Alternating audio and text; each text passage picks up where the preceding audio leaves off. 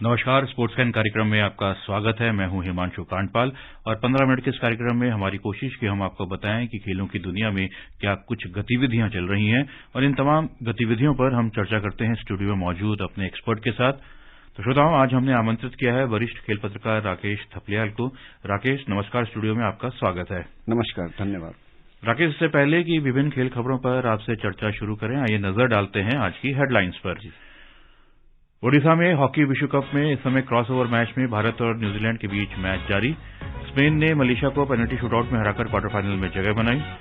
Australian open में सानिया मिर्जा और एना डेनिलिना की जोड़ी को महिला डबल्स के दूसरे दौर में हार का सामना करना पड़ा। थाईलैंड के कुनलावुत विदितसर ने इंडिया ओपन बैडमिंटन टूर्नामेंट में पुरुष सिंगल्स का खिताब जीता। महिला सिंगल्स का खिताब दक्षिण कोरिया की आन सी यंग के नाम।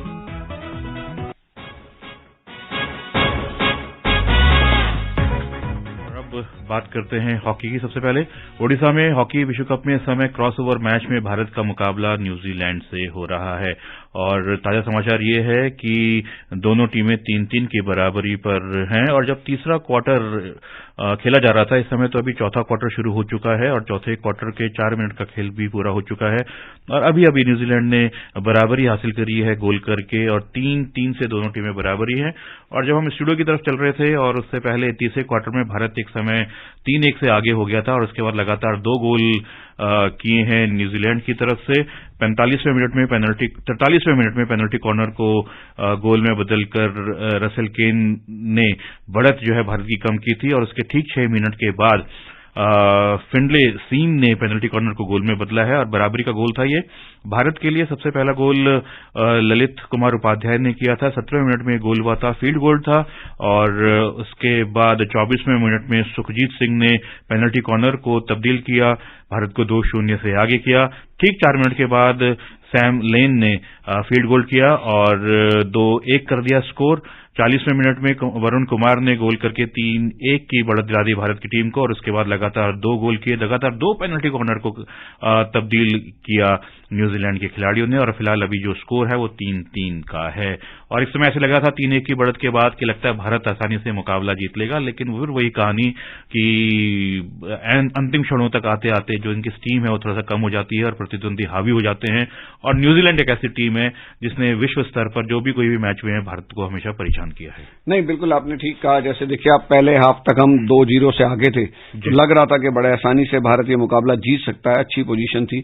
लेकिन न्यूजीलैंड की टीम ना इस वर्ल्ड कप में मैं पहली बार ऐसा देख रहा हूं कि कोई टीम इस बात का दावा कर रही है कि हम नए नए एक्सपेरिमेंट्स लेकर आए हैं और हम नए नए एक्सपेरिमेंट करेंगे। न्यूजीलैंड के खिलाफ मैच में भी 1 गोल से वो पीछे थे, उसके बाद उन्होंने गोलकीपर से अपने दूसरे प्लेयर को चेंज कर लिया और उसके बाद 4 गोल खाए, लेकिन वो उनको इससे कोई समस्या नहीं है। उन्होंने कहा कि भाई हमें तो एक्सपेरिमेंट्स करने हैं और लोगों को, विपक्षी टीमों को चौंकाना है। तो ये चौंकाने वाला काम किया है कि 2-0 की लीड पे हम बहुत अच्छा अपने को महसूस कर रहे थे और अचानक उसके बाद उनकी फॉरवर्ड लाइन इतनी जबरदस्त हमारे ऊपर हावी हो गई कि आप लगातार पेनल्टी कॉर्नर अर्जित कर रहे हैं और इस तरीके से जो गोल किए, मुझे लग रहा है कि अभी तक तो बड़ा निराशाजनक है, लेकिन अभी उम्मीद है कि भाई भारतीय टीम यहाँ पर सबक लेकर अंतिम क्षणों में जो है इस मैच को जीते और नॉकआउट के लिए क्वालीफाई करें। और पेनल्टी कॉर्नर पर बात हुई, 2 पेनल्टी कॉर्नर मिले हैं न्यूजीलैंड की टीम को और उन्होंने कन्वर्ट भी किया है और कन्वर्ट करने के बाद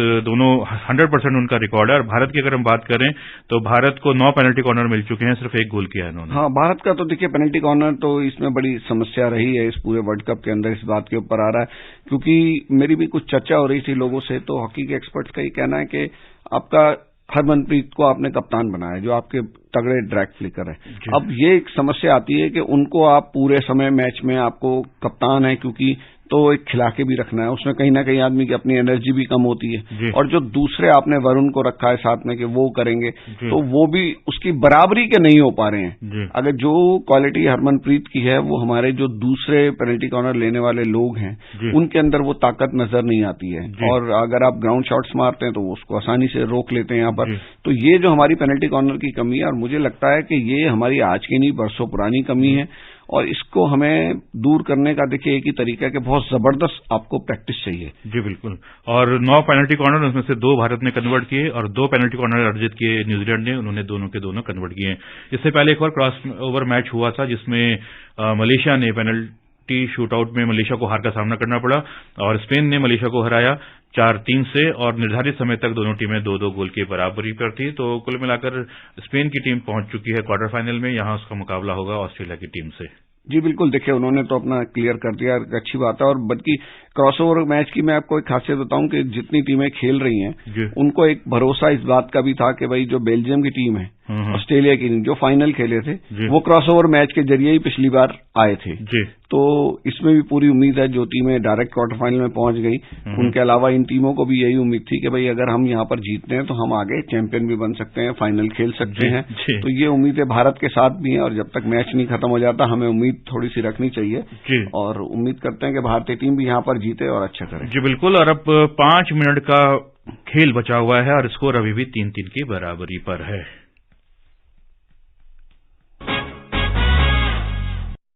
सरकार ने भारतीय कुश्ती महासंघ के कामकाज पर नजर रखने के लिए निगरानी समिति की नियुक्ति होने तक महासंघ के सभी कार्यों को स्थगित कर दिया है।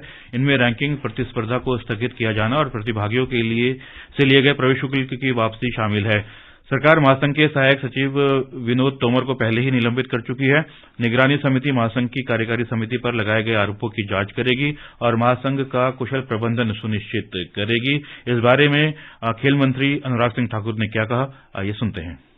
भारतीय कुश्ती संघ के खिलाफ जो भी आरोप लगे उसको सरकार ने बड़े धैर्य के साथ सभी पहलवानों को सुना, प्लेयर्स को सुना और बड़ी गंभीरता के साथ उस पर विचार करते हुए ओवरसाइट कमेटी का गठन किया है। जो एडिशनल सेक्रेटरी थे विनोद तोमर, उनको भी निष्कासित किया गया है और ओवरसाइट कमेटी का आज आपको जानकारी भी मिल जाएगी, उसके नाम भी मिल जाएंगे और कल से वो अपना काम पे भी शुरू हो जाएंगे ताकि जांच हो सके, निष्पक्ष जांच हो सके। और हमारे लिए खेल खिलाड़ी ये बहुत महत्वपूर्ण है। देश ने खेलों के क्षेत्र में बहुत अच्छा करना शुरू किया है और हम चाहते हैं आगे भी अच्छा हो। जी बिल्कुल। और उम्मीद है निगरानी समिति की नियुक्ति के बाद चीजें जो हैं साफ होंगी। नहीं बिल्कुल, ये बहुत अच्छा। और जिस तरह से पहलवानों की जो शिकायतें थी उनको लेके हमारे खेल मंत्री अनुराग ठाकुर जी ने दिन रात उनसे चर्चाएं की हैं, देर रात तक उनके घरों में चर्चाएं हुई और इस मामले को बहुत अच्छे ढंग से सुलटाया है। और जो निगरानी समिति बनी है उससे पहलवानों को बड़ी उम्मीद है कि कुश्ती के अंदर जो भी गड़बड़ियां फेडरेशन लेवल पे चल रही थी उन सबको दूर करके और एक साफ सुथरा माहौल हमारे पहलवानों को मिलेगा, चाहे वो महिला पहलवान हो चाहे वो पुरुष पहलवान हो। और जो भारत का एक कुश्ती में विजय अभियान चल रहा है पूरी दुनिया के अंदर, वो लगातार उसी तरह से चलता रहेगा। जी। साल के पहले grand slam tournament Australian open में भारत की सानिया मिर्जा और कजाकिस्तान की एना डेनिलिना की जोड़ी को महिला डबल्स के दूसरे दौर में हार का सामना करना पड़ा। सानिया और डेनिलिना की 8वीं वरीयता प्राप्त जोड़ी को बेल्जियम की एलिसिन वान और यूक्रेन की एनहिना कलिनन की जोड़ी ने 6-4, 6-8, 6-2 से पराजित किया है। और इन्होंने, सानिया ने तो पहले ही ऐलान कर दिया था कि ये उनका अंतिम ग्रैंड स्लैम है और उसके बाद दुबई चैंपियनशिप में भाग लेंगे और उसके बाद वो रिटायरमेंट ले लेंगी। अब 6 ग्रैंड स्लैम खिताबों की वो विजेता हैं।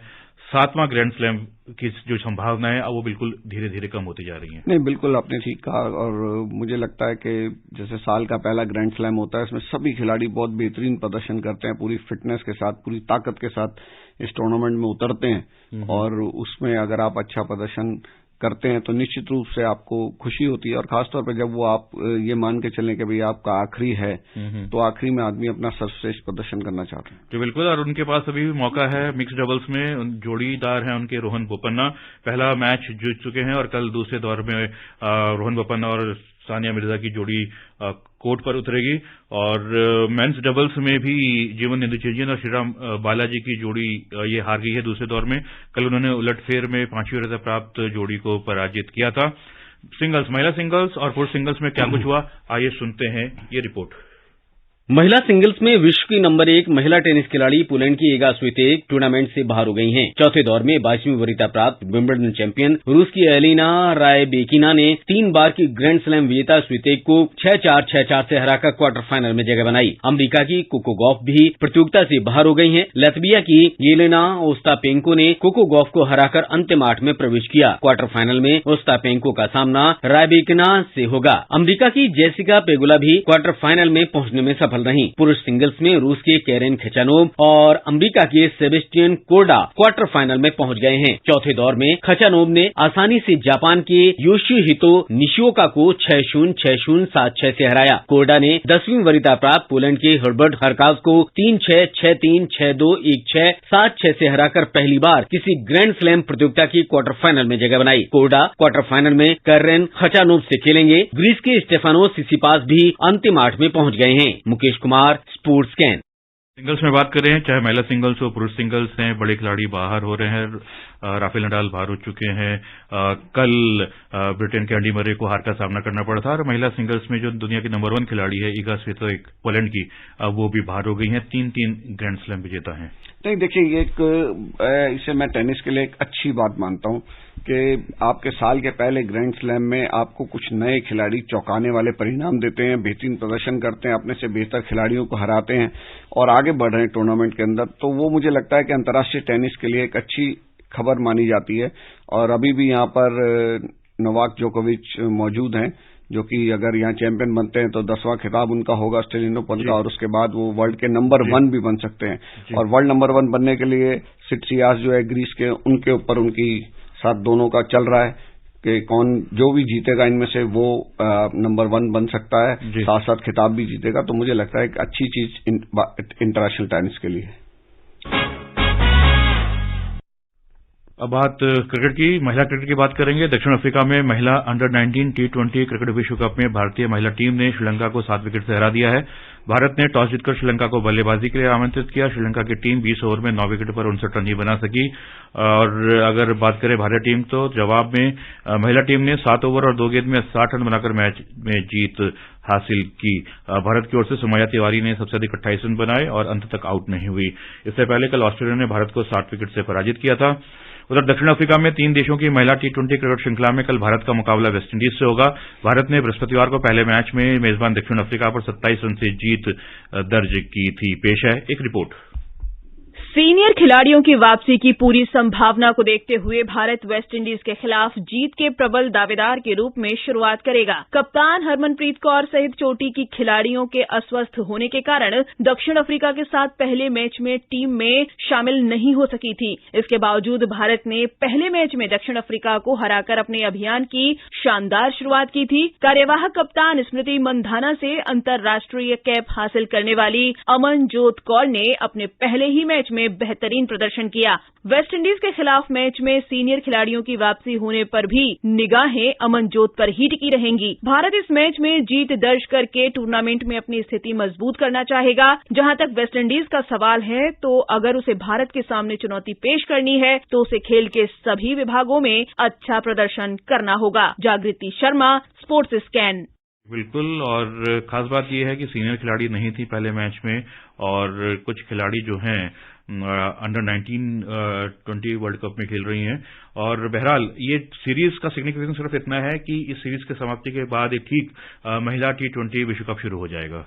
जी बिल्कुल, और ये एक बड़ी बात है। और मुझे लगता है सारा कुछ खेल उसकी तैयारियों के लिए चलता है कि आप जो सीरीज खेल रहे हैं, त्रिकोणीय श्रृंखलाएं, ये आपको अपनी ताकत, क्षमताएं और नए खिलाड़ियों को आजमाने से, और ये भी एक अच्छी चीज मानी जाएगी कि भाई आपकी एक बड़ी खिलाड़ी अगर नहीं खेली और उसके बाद भी आप अगर मैच में जीतते हैं, तो ये इससे पता लगता है कि भाई आपकी टीम के अंदर जो बेंच पे प्लेयर हैं उनके अंदर भी अच्छा दमखम है।